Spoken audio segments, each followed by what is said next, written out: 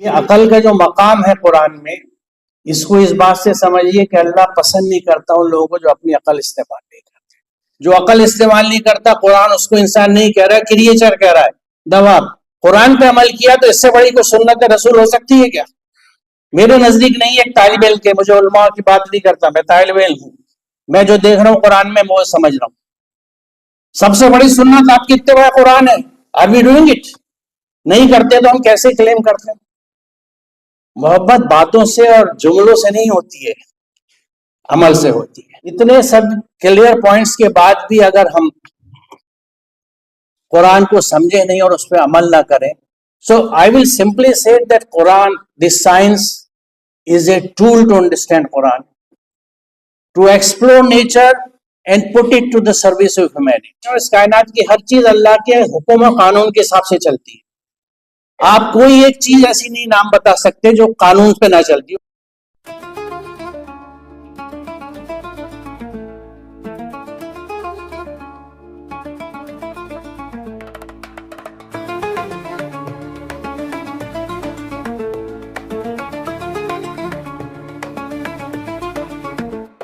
دوستو، اس وقت میں موجود ہوں جامعہ ملیہ اسلامیہ میں۔ کل ہم نے آپ کو ایک خبر دکھائی تھی کہ جامعہ میں 3 روزہ ایک قرآن اور سائنس کانفرنس ہونے جا رہا ہے۔ آج اس کی شروعات یہیں سے ہو گئی ہے۔ جامعہ ملیہ اسلامیہ کا دیکھ رہے ہیں آپ، یہ انصاری آڈیٹوریم ہے، یہیں پہ آج اس کا انوگرل سیشن تھا۔ اس کانفرنس میں دنیا بھر کے اسکالر آئے ہوئے ہیں۔ جی ہاں، صرف ہندوستان کے ہی نہیں بلکہ پوری دنیا سے ایسے اسکالر آئے ہوئے ہیں جو قرآن اور سائنس کے تعلق سے اپنی باتیں یا تو رکھ رہے ہیں یا اگلے 3 دن تک رکھیں گے۔ اس میں جو سب سے خاص بات ایک اور ہے، وہ ہے ابراہیم رئیسی صاحب، جو ایران کے صدر تھے، جن کا ایک حادثے میں انتقال ہو گیا تھا۔ ان کی وائف اور ان کی بیٹی بھی اس کانفرنس میں آئی ہوئی ہیں۔ بہت سارے لوگ جتنے بھی یہاں اس کانفرنس میں آئے ہوئے ہیں وہ اپنے اپنے فیلڈ کے ماہر لوگ ہیں، اور سب یہ بتانے کی کوشش کر رہے ہیں کہ ہم لوگ جو ایک غلطی کرتے ہیں قرآن شریف کے بارے میں، ہم جو یہ کہتے ہیں کہ صرف اور صرف دینی کتاب ہے، مذہبی کتاب ہے، تو ہماری یہ سوچ بالکل غلط ہے۔ اس کانفرنس کا تھیم بھی یہی ہے کہ قرآن کا تعلق سائنس سے بھی ہے، قرآن کا تعلق انجینئرنگ سے بھی ہے، قرآن کا تعلق ہیومینٹیز سے بھی ہے، قرآن کا تعلق کیمسٹری سے، فزکس سے اور دوسرے سارے علوم جو دنیا میں ہیں سب سے ہے۔ اگر کوئی یہ کہتا ہے کہ قرآن شریف صرف اور صرف مذہبی کتاب ہے، اسے ہمیں عزت کی نظر سے دیکھنا چاہیے، اسے وجدان میں لپیٹ کے ریک پہ رکھ دینا چاہیے، تو یہ بالکل غلط بات ہے۔ قرآن شریف کو پڑھیے، ریگولر پڑھیے، اور ایک کوشش ضرور کیجیے قرآن شریف کو سمجھ کر پڑھیے۔ جتنے بھی یہاں پہ اسپیکر آئے ہوئے ہیں، اسکالر آئے ہوئے ہیں، سب یہی کہہ رہے ہیں کہ قرآن شریف کو اگر ہم یہ سمجھ رہے ہیں کہ صرف اور صرف یہ مذہبی کتاب ہے تو ہماری یہ سوچ بالکل غلط ہے۔ قرآن شریف نے ہمیں ہزاروں سال پہلے وہ ساری بات بتا دی ہے جو آج سائنس ہمیں بتا رہا ہے۔ سائنس سے ایسی بہت ساری چیزیں ثابت ہو چکی ہیں جو پہلے قرآن شریف میں آلریڈی بتایا گیا ہے۔ قرآن اور سائنس پہ ہندوستان میں ایک بہت ہی مشہور نام ہے ڈاکٹر اسلم پرویز صاحب کا۔ ان کا یہاں پہ کی نوٹ ایڈریس تھا۔ انہوں نے کیا کچھ کہا وہ میں یہاں پہ ڈال رہا ہوں، دیکھ لیجئے۔ انہوں نے 2 باتیں بہت ہی خاص کہی ہیں۔ ایک تو انہوں نے کہا کہ قرآن اس شخص کو انسانی نہیں سمجھتا جو اپنی عقل کا استعمال نہیں کرتا۔ یہ اگر آپ انسان ہیں تو آپ کو اپنی عقل کا استعمال کرنا ہے ہر کام میں جو کچھ آپ کر رہے ہیں۔ دوسری انہوں نے خاص بات یہ کہی کہ پچھلے دنوں انہوں نے ذکر کیا، پچھلے دنوں کا جب ہر طرف چل رہا تھا آئی لو محمد، آئی لو محمد، انہوں نے کہا کہ بہت سارے لوگ پوسٹر لگا رہے تھے، اپنے گھروں پہ بینر لگا رہے تھے، اپنے ڈی پی میں یہ لگا رہے تھے، لیکن ایمانداری کی بات یہ ہے کہ کیا یہ لوگ واقعی میں حضور سے محبت کرتے ہیں؟ جو لوگ بھی حضور سے محبت کا دعویٰ کرتے ہیں ان کے لیے ضروری ہے کہ وہ قرآن شریف کو سمجھ کر پڑھیں۔ اگر آپ قرآن شریف کو سمجھ کر پڑھتے ہیں تو اس کا مطلب ہے کہ واقعی میں آپ حضور سے محبت کرتے ہیں۔ اگر آپ قرآن شریف کو سمجھ کر نہیں پڑھتے ہیں، اس میں کئی باتوں پہ عمل نہیں کرتے ہیں، تو اس کا مطلب یہ ہے، اسلم پرویز صاحب نے بھی یہی بات کہی، اس کا مطلب یہ ہے کہ آپ صرف کہہ رہے ہیں، ایکچول میں کردار سے آپ کو یہ ثابت نہیں ہو رہا ہے کہ آپ حضور سے محبت کرتے ہیں۔ عقل کی اہمیت قرآن جو بتاتا ہے سورہ انفال کی آیت نمبر 22 سے ہی کہ اللہ کے نزدیک سب سے بدترین وہ دنیا پہلے لوگ ہیں جو اپنی عقل استعمال نہیں کرتے۔ اور یہاں بڑا اہم نقطہ یہ ہے جو صاحب علم یہاں تشریف رکھتے ہیں کہ یہاں لوگوں کے لیے ناس کا لفظ استعمال نہیں ہوا بلکہ دواب کا استعمال ہوا ہے۔ Words uses the word dawab instead of nas for addressing people, because even the Quran does not recognize and does not call those people who do not use their intellect as human beings. They are called creatures by the Quran. Dawab, not the nas, because nas or human being is one who uses his intellect. جو عقل استعمال نہیں کرتا، قرآن اس کو انسان نہیں کہہ رہا، کریچر کہہ رہا ہے، دواب.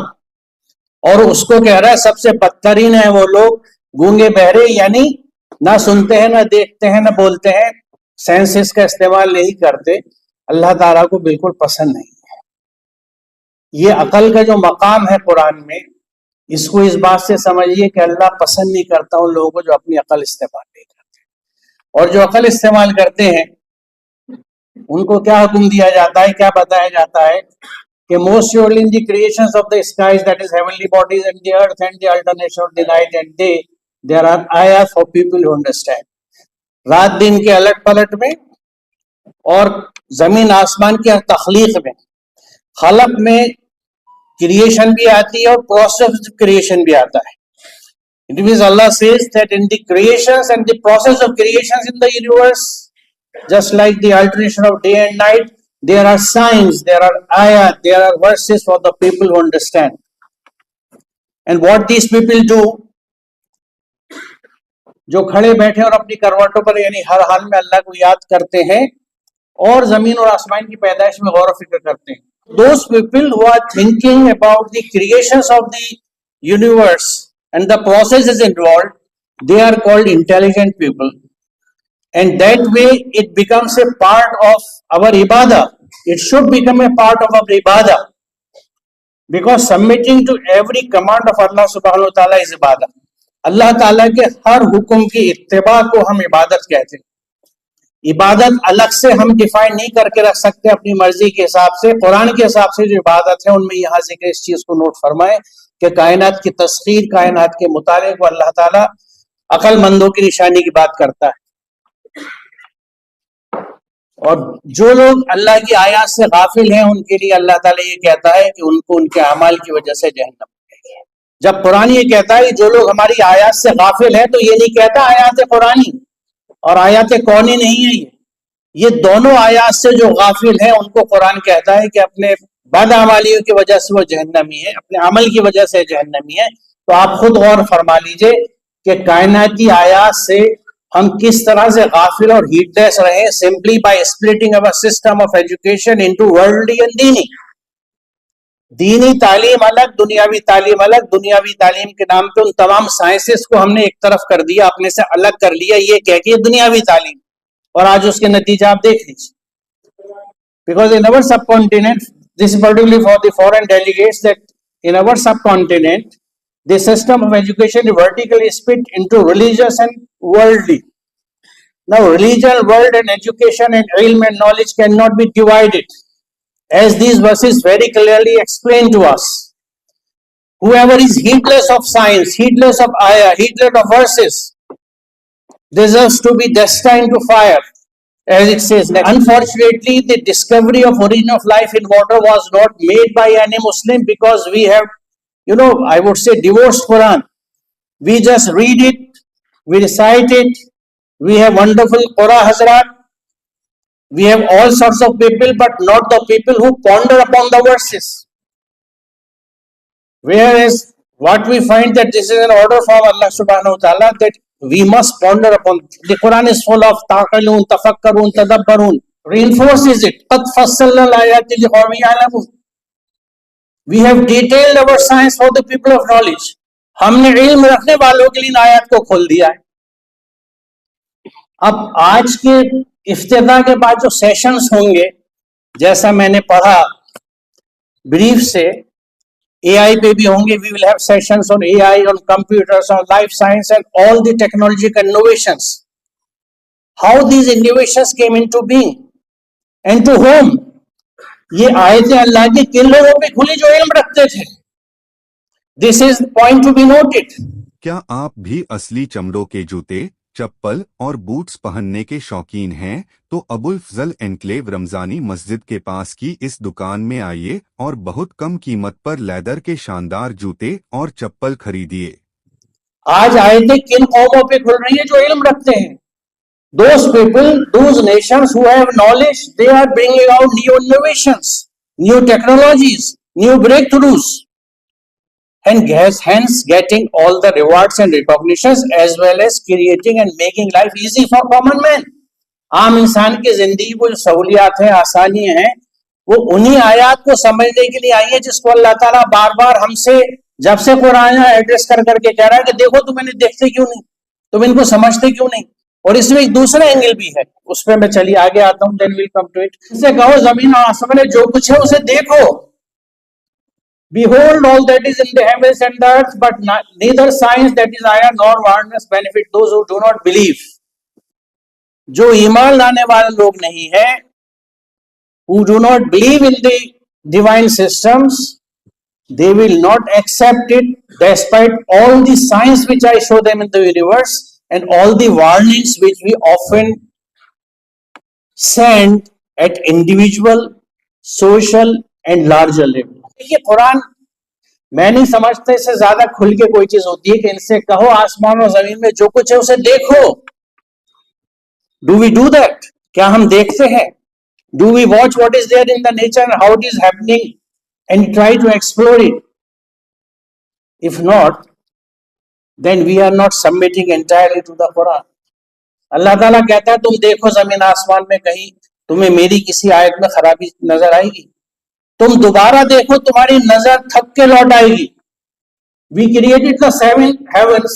Now the word 7 in Arabic is used for several also. It is not exactly the 7, several. ہم نے 7 یعنی متعدد آسمان بنائے. We created the several heavens, one after the other in full harmony. You see no fault in the creation of the most creations. آپ تھک کے لوٹ آئے گی آپ کی نظر, آپ اس کائنات میں اس کی تخلیقات میں کوئی کمی یا خرابی نہیں پائیں. That is the system and that are the laws of Allah subhanahu wa ta'ala, کہ اس نے اپنے قوانین سے جو پوری کائنات چلائی ہے, چل رہی ہے, وہ قانون اتنے مکمل ہیں, اس کی تخلیقات اتنی مکمل ہے. اب یہاں ایک سوال یہ اٹھتا ہے کہ جس رب کے قوانین پوری کائنات کو چلا رہے ہیں اور اس کائنات کی ہر چیز اللہ کے حکم و قانون کے حساب سے چلتی ہے, آپ کوئی ایک چیز ایسی نہیں نام بتا سکتے جو قانون پہ نہ چلتی ہو. ہر چیز, everything has its laws, right from an electron to the planets in the universe. They are governed by laws, physical laws or biological laws. ہمارے لیے سوچنے کا مقام یہ ہے کہ اس رب کی قانون سے پوری کائنات ٹھیک چل رہی ہے, تو جو قانون اس نے مجھے دیے ہیں میں اس سے اپنے آپ کو کیوں نہیں چلاتا؟ اسی کا ہے وہ سب کچھ جو آسمان اور زمین میں, اور اسی کا دین چل رہا ہے. پھر کیا تم اللہ کو چھوڑ کر کسی اور سے تقویٰ؟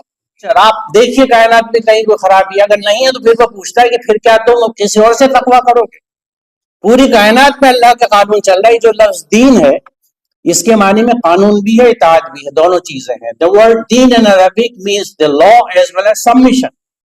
زمین اور آسمان میں جس قدر مخلوقات ہیں اور ملائکہ سب اللہ کے لیے سجدہ ریز ہیں, وہ کبھی تکبر نہیں کرتے, اپنے رب سے جن کو بڑے ڈرتے ہیں, اور جو کچھ حکم دیا جاتا ہے اسی کے مطابق کام کرتے ہیں. Other than human beings, other than genuines, Allah has not given power to make decisions. So that way human beings are greatly empowered by Allah subhanahu wa ta'ala. ایک بہت بڑی اعزاز اور عزت اور طاقت اللہ نے دی ہے انسان کو, کہ اس کو یہ قوت دی ہے, طاقت دی ہے, you are free to do whatever you like. We are the followers, we are the امت محمدی. ہم بہت جذبات سے اشار کرتے ہیں. ہمیں پچھلے دنوں ایک سیزن گزرا ہے لو محمد کا, ابھی بھی ٹی وی پہ لو محمد دکھتا ہے, but do we really love? خود سوال کیجئے اپنے آپ سے.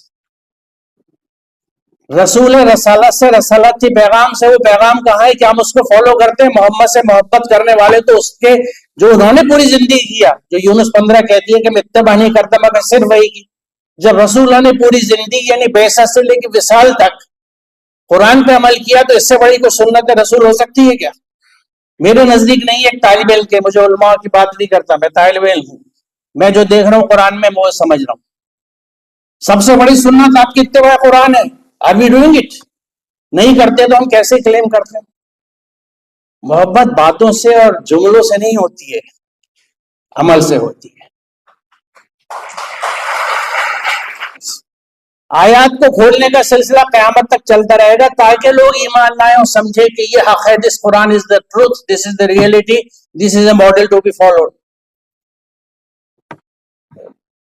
This is, I will put it up in a summary, that the day of judgment Allah Ta'ala would gather all those people who are rejecting the science, तकजीब करी जिन्होंने आयात की, और जब सब इकट्ठे हो जाएंगे तो अल्लाह उनसे पूछेगा कि you rejected my science without comprehending them with your knowledge, what was it you did? अफकज़्ज़बतुम भी आयाती वलम तुहीतु भी इल्मन अम्माज़ा कुंतुम तामलून, तुमने मेरी आयतों को झुठला दिया, बिना उनका इल्म इहाता किए, तुम ये नहीं कर रहे थे तो क्या कर रहे थे? अब मैं नहीं समझता कि इतने सब क्लियर पॉइंट्स के बाद भी अगर हम कुरान को समझे नहीं और उस पर अमल ना करें, so I will simply say that Quran, this science is a tool to understand Quran, to explore nature and put it to the service of humanity.